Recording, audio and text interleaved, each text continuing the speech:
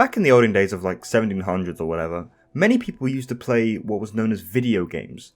Back then when video games could be classified as niche, they were all entirely 2D, just because the technology was not good enough for anything other than a 2D playing field. And it wasn't until 1992 that the first ever 3D video game was released to the public with Wolfenstein 3D. Before this, video games were only a few different genres, with the biggest being platformers, shoot-em-ups and fighting games. Platformers were huge and are still a huge part of gaming today. Released in July 1981, Donkey Kong was the first ever true platformer game, an arcade game created by Nintendo that most, if not all of you have already heard of. Nintendo were really the pioneers of platformer video games with this release, as well as the release of Donkey Kong Jr. and Super Mario Bros. In 1982 and 85. Super Mario Bros. Was a massive hit, as many of you are probably aware of, and even helped save the video gaming industry after the downfall of video games back in 1983, after the release of E.T. the Extraterrestrial for the Atari back in 1982. It's hard to say where we'd be without the original Mario game. Video games may have gone into obscurity and would not be as big as they are today. Maybe the platforming genre would not have developed as much as it has, or maybe very little would have actually changed. Really, it's impossible to tell.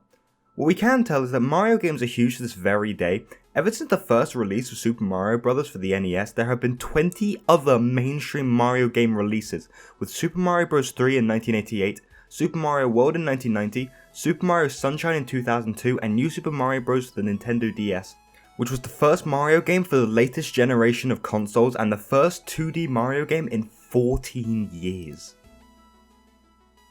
Platformers have always been a game genre that I loved, and arguably is my favourite genre for video games. It's honestly really hard to think of many mainstream platformer games that I dislike, as a lot of them are expertly crafted.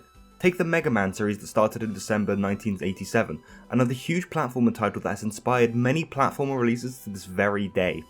I've been playing platform games for as long as I can remember, with the first being Super Mario Bros. Deluxe for the Game Boy Color. So when I say Celeste is one of the greatest 2D platformer games of all time, then your ears should prick up a little. The game is absolutely incredible. Released in January 2018, this is a platformer game inspired by all of these original platformer games from the late 80s and early 90s. Making controls feel fluid is something that Celeste has done superbly. As someone who's created a platformer before, getting the right settings for the character is extremely difficult and time consuming, yet Celeste pulls this off flawlessly. In a platformer game where precise movement is imperative, Celeste manages to make it so that the level's difficulty is always based around what challenges lie ahead of the player and not the technical limitations of the control scheme, which is what every platformer game should strive for. This game is also constantly introducing new mechanics for the player, so the game never gets boring, but it isn't introducing them so quick that the player's eyes roll to the back of their head because there's too much information to handle.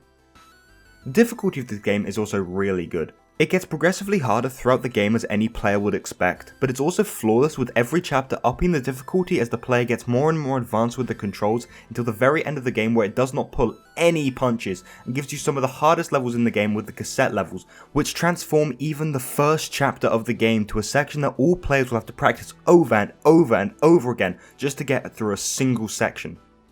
This game's story also towers over most platformer games. I don't want to go too in depth because I would much rather you all go and play this game and support the developers instead of me spoiling the entire thing, but throughout my playthrough of this game while I was streaming, I was constantly talking about how I would much rather focus on the story instead of getting all the collectibles, which is super unlike me, as I always try to focus on completing the game 100% before finishing the story. For a simple 2D game, the story is perfectly woven into it and just makes the whole experience the player has so much more enjoyable. I cannot recommend Celeste more than enough for any type of player. Its amazing story makes it fun for those who enjoy a relaxing story experience, while its perfect control scheme and countless collectibles keeps even the most hardcore of players attached. Go and pick up this game. It's pretty cheap on Steam, and support the developers instead of purchasing from a third-party website, as the devs never see that money. But I mean, why are we even watching this? Go and watch Donkey's review or whatever, he's better than me at this. Thanks everyone for watching. This is a new series I want to do on my channel between the big 20 to 30 minute uploads I do. I also want to use this series to review much smaller games like Celeste. If you enjoyed, remember to hit the like button, comment and subscribe, as because of YouTube's terrible algorithm, this is the only way to help promote my channel, as it keeps engagements up. Thanks for all the support recently everyone, and make sure to follow my Twitter, link in the description.